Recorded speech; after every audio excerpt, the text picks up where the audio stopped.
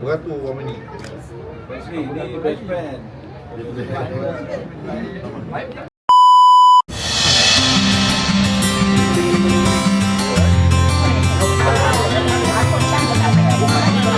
Ini dalam program Wakil Rakyat untuk Rakyat siri ke-19 di Teluk Mas.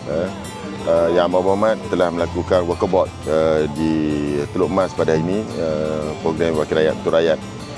Yang pertama tadi kita menziarahi orang yang berusia 90 tahun di kawasan Alai, Kampung Alai, dan kemudian kita tampal salah satu kawasan di naik taraf sebagai kampung digital, iaitu, dan kemudian tadi kita berjumpa dengan para pelajar Sekolah Menengah Kebangsaan Teluk Mas, di mana Yang Amat Berhormat merasmikan mural Bijak Laksana Tuah, Berani Laksana Jebat, yang di mana mural itu telah memenangi pertandingan di peringkat negeri. Jadi kita nak mulakan jabatan dalam masa 100 hari kita ada pilihan raya.